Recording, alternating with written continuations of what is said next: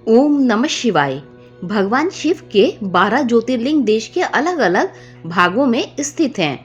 उन्हें द्वादश ज्योतिर्लिंग के नाम से जाना जाता है। श्री रामेश्वरम ज्योतिर्लिंग की स्थापना मर्यादा पुरुषोत्तम भगवान श्री रामचंद्र जी ने की थी। स्कंद पुराण में इसकी महिमा विस्तार से वर्णित है। इसके विषय में यह कथा कही जाती है, जब भगवान श्री रामचंद्र जी लंका पर चढ़ाई करने के लिए जा रहे थे, तब इसी स्थान पर उन्होंने समुद्र की बालू से शिवलिंग बनाकर उनका पूजन किया था।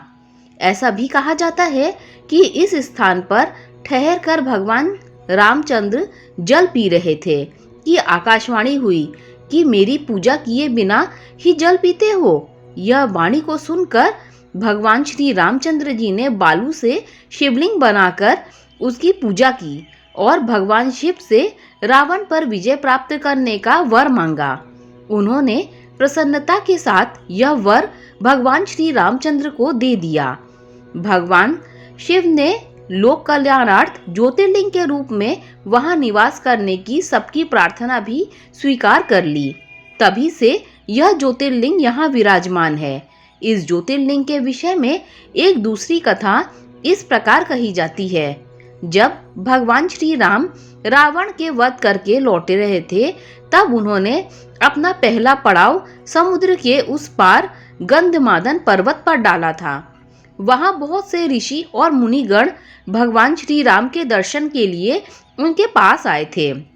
उन सभी का आदर सत्कार करते हुए भगवान राम ने उनसे कहा कि पुलस्त्य के वंशज रावण का वध करने के कारण मुझ पर ब्रह्म हत्या का पाप लग गया है। आप लोग मुझे इससे निवृत्ति का कोई उपाय बताइए। यह बात सुनकर वहां उपस्थित सारे ऋषियों मुनियों ने एक स्वर से कहा कि आप यहाँ शिवलिंग की स्थापना कीजिए, इससे आप ब्रह्म हत्या के पाप से छुटकारा पा जाएंगे। भगवान श्री राम ने उनकी यह बात स्वीकार कर हनुमान जी को कैलाश पर्वत जाकर वहां से शिवलिंग लाने का आदेश दिया। हनुमान जी तत्काल ही वहां जा पहुंचे, किंतु उन्हें उस समय वहां भगवान शिव के दर्शन नहीं हुए। अतः वे उनका दर्शन प्राप्त करने के लिए वहीं बैठकर तपस्या करने लगे। कुछ काल पश्चात शिव जी के दर्शन प्राप्त कर हनुमान जी शिवलिंग लेकर लौटे, किंतु तब तक शुभ मुहूर्त बीत जाने की आशंका से यहाँ सीता माता जी द्वारा लिंग की स्थापना का कार्य कराया जा चुका था। हनुमान जी को यह सब देखकर बहुत दुख हुआ। उन्होंने अपनी व्यथा भगवान श्री राम जी से कह सुनाई। भगवान ने पहले ही लिंग स्थापित किए जाने के कारण हनुमान जी को बताते हुए कहा कि यदि तुम चाहो तो इस लिंग को यहाँ से उखाड़कर हटा दो। हनुमान जी अत्यंत प्रसन्न होकर उस लिंग को उखाड़ने लगे, किंतु बहुत प्रयत्न करने पर भी वह टस से मस नहीं हुआ। अंत में उन्होंने उस शिवलिंग को अपनी पूंछ में लपेटकर उखाड़ने का प्रयत्न किया, फिर भी वह ज्यों का त्यों अडिग बना रहा। उल्टे हनुमान जी को ही धक्का खाकर एक कोस दूर मूर्छित होकर जा गिरे। उनके शरीर से रक्त बहने लगा। यह देखकर सभी लोग अत्यंत व्याकुल हो उठे।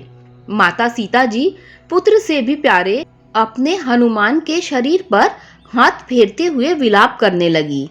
मूर्छा दूर होने पर हनुमान जी ने भगवान श्री राम को परम ब्रह्म के रूप में सामने देखा। भगवान ने उन्हें शंकर जी की महिमा बताकर उनका प्रबोध किया। हनुमान जी द्वारा लाए गए लिंग की स्थापना भी वहीं पास में ही करा दी। दोस्तों, अगर आपको ये वीडियो अच्छी लगी हो तो लाइक शेयर सब्सक्राइब कीजिए। ओम नमः शिवाय।